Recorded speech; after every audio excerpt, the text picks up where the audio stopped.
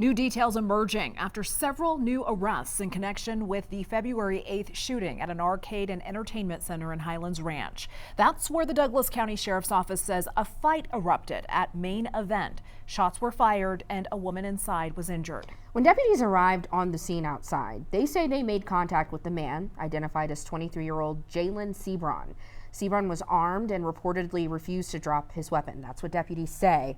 A deputy shot at Sebron and killed him. The suspect of the shooting inside main event, Nevaeh Crowley Sanders, was arrested shortly after. Today, investigators announcing 6 more arrests. Denver 7's Danielle Kreuter joins us in studio now. Danielle, witnesses and family members are telling a very different story from the one provided by law enforcement.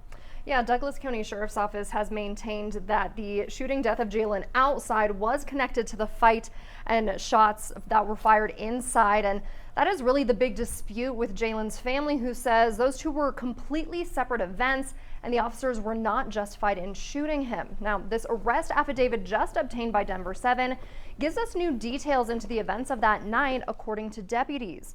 It describes that fight inside of the woman's bathroom when the suspect, Crowley Sanders, is accused of shooting and injuring another woman. According to the affidavit, she started firing a gun inside the bathroom, then walking out and firing more shots inside of the event center. Deputies say about 60 guests and employees were there that night. Some were seen ducking for cover under tables. The affidavit claims she and others then walked back to the bowling area where Jalen was. The papers say the group walked out together and got into the same car. It's around that time when a Douglas County deputy was responding. Reportedly, some of the other people involved started to leave the scene while the deputy was talking to Jalen. According to investigators, Jalen had a gun in his hand and ignored commands by the deputy to drop it. He was then shot and killed by that deputy. Now, the deputy's name was redacted from the arrest documents. However, the sheriff's office announced 6 more suspects, including 21-year-old Nevaeh Crowley Sanders and 23-year-old Keelani Fennery. They are each facing 121 criminal charges. All of those charges are in connection to their alleged roles as accessories to the main crimes.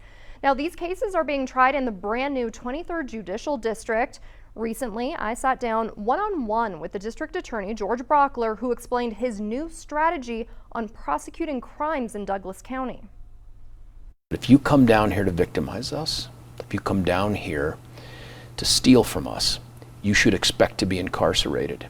Our message will be different than those around us. If you run from the cops, they're going to catch you. And when they do, you should expect to be incarcerated. If you fight with our cops or try to harm them, you should expect to be incarcerated. In fact, if you hurt our cops, you should expect to see this guy in the courtroom sitting at the table across from you trying to lock you up. Now, all 6 of the people who were arrested have since bonded out of jail.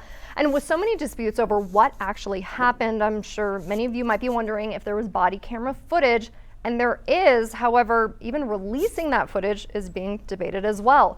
The Douglas County Sheriff's Office says the video will show their officer was justified in their actions and that the only thing stopping them from releasing it is legal action from the attorney of the shooting suspect, Crowley Sanders. However, Micah, you have been keeping in touch with the attorney for Jalen's family. They say that's just false. Yeah, not only that, Danielle, attorney Tyrone Glover says him and the family have reviewed the body camera footage and they are fully confident that this footage will vindicate Jalen Sebron. Now, Glover also told me that the sheriff's office characterization is an attempt to justify the deputy's actions, saying, quote, "The sheriff's office is deliberately conflating 2 separate incidents, attempting to retroactively justify the shooting of an innocent man.